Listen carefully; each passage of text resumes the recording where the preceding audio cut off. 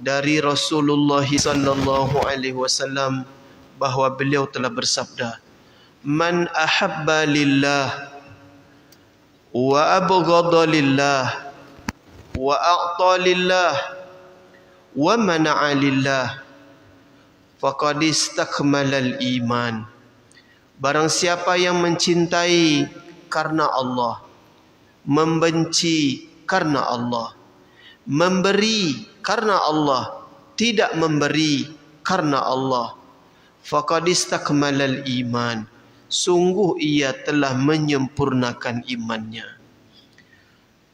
Man ahabba lillah, barang siapa yang cinta karena Allah, wa abghadha lillah, membenci pun karena Allah, wa a'ta lillah, memberi karena Allah, wa mana'a lillah, tidak memberi itu pun karena Allah Ta'ala, bukan karena yang lain, bukan karena maksud yang lain. Maka ini, kata Nabi sallallahu alaihi wasallam, tanda satu orang telah menyempurnakan iman. Dalam riwayat yang lain Nabi sallallahu alaihi wasallam ingatkan, yang tadi hadis riwayat Imam Abu Daud, hadis nomor 4681. Dalam riwayat lain Nabi sallallahu alaihi wasallam ingatkan kita umatnya, hadis riwayat Imam Ahmad. Ini dulu sudah pernah disampaikan, bahawa akan datang di akhir zaman. Pada akhir zaman akan ada beberapa kaum, kata Nabi sallallahu alaihi wasallam, aqwamun ikhwanul alaniyah yakunu fi akhir zaman, aqwamun ikhwanul alaniyah a'da'us sarirah. Nabi sallallahu alaihi wasallam beritahu akan datang di akhir zaman beberapa kaum yang bersaudara secara lahiriah namun bermusuhan secara batiniah. Secara zahir nampak dari luar berkawan, dekat, bersaudara, namun di dalam hati mereka bermusuhan. Padahal kata Nabi sallallahu alaihi wasallam di hadis yang awal tadi, sepatutnya kita cinta seseorang karena Allah, benci karena Allah, memberi bukan karena menunggu tahun 2024, bukan karena ingin meningkatkan popularitas, akseptabilitas, bukan karena ingin disebut, dipuji, nanti dapat nama, dipilih jadi caleg, dipilih jadi bupati, wali kota, gubernur, bukan. Memberi karena Allah, tak memberi pun karena Allah. Berkawan, bersaudara bukan hanya pada lahiriah, tapi juga secara batiniah. Suka karena Allah, benci karena Allah. Hadirin tuan-tuan yang dimuliakan oleh Allah Ta'ala, hari ini di tengah-tengah masyarakat, betapa banyak perilaku-perilaku aneh hari ini. Perilaku yang menyimpang. Berkawan, bermusuhan tidak lagi karena Allah, tapi karena kepentingan-kepentingan sesaat, kepentingan-kepentingan tertentu. Berkawan karena ada maksud, bermusuhan karena juga ada maksud. Maksud-maksud tertentu berkawan, tujuan-tujuan kepentingan tertentu karena berkawan. Ini bukan kawan yang akan bertahan lama. Yang akan bertahan lama apabila kita berkawan karena Allah, cinta karena Allah, benci karena Allah Ta'ala. Hadirin tuan-tuan puan-puan sekalian, dalam hadis riwayat Imam Tabrani, Nabi sallallahu alaihi wasallam ingatkan juga kita umatnya, Inna minal iman ay yuhibbar rajulul la yuhibbuhu illa lillah min ghairi malin a'tahu fazalikal iman. Nabi sallallahu alaihi wasallam bersabda, sesungguhnya termasuk bagian dari iman jika seseorang mencintai orang lain hanya karena Allah semata-mata, bukan karena harta yang akan diberikan kepadanya. Kita suka seseorang karena kita berharap dapat harta darinya. Kita suka seseorang supaya kita dapat proyek darinya. Kita suka seseorang supaya kita dapat diterima nanti menjadi menduduki jabatan-jabatan tertentu di institusi, di kantor dan sebagainya. Hadirin tuan-tuan yang mulia, bukan seperti itu yang diinginkan oleh Nabi sallallahu alaihi wasallam. Kita berkawan bukan berharap apa-apa dari kawan kita, semata-mata karena Allah. Kita dekat dengan seseorang pun tak ada harap apa-apa dari dia, semata-mata karena Allah. Kenapa hari ini banyak terjadi perkelahian, permusuhan, perpecahan?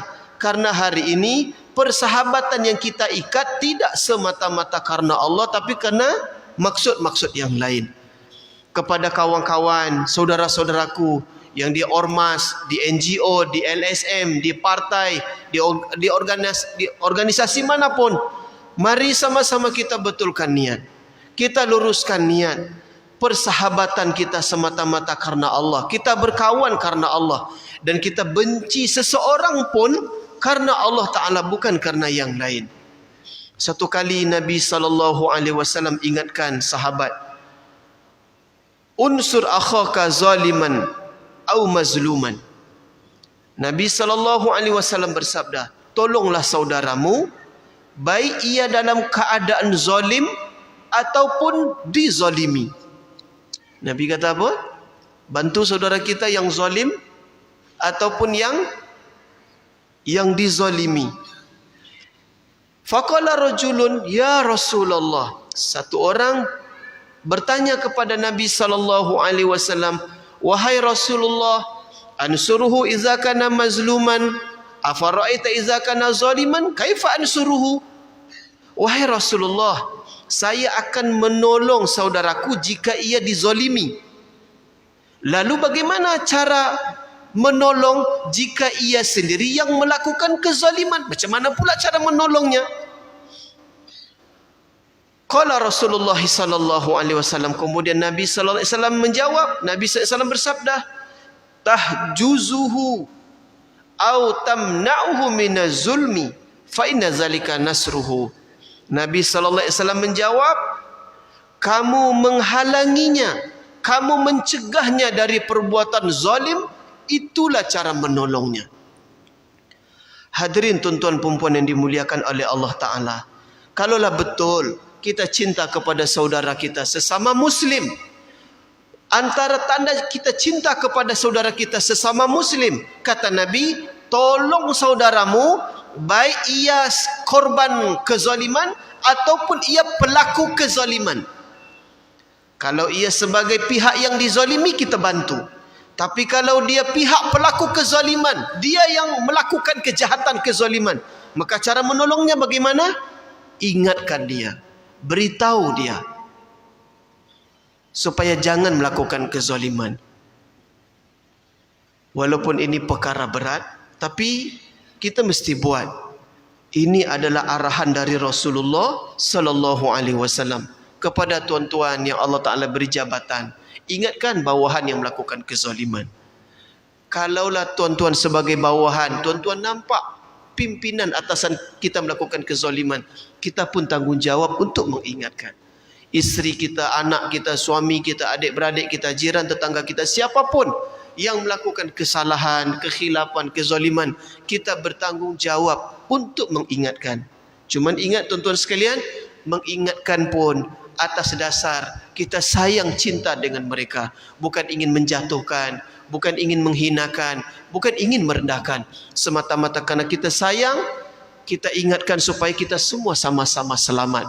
Tapi kalau maksud kita mengingatkan, mempermalukan, menghinakan supaya dia jatuh kemudian kita naik, dia jatuh dari posisi kemudian kita ingin di posisi itu, berarti niat kita pun tak betul.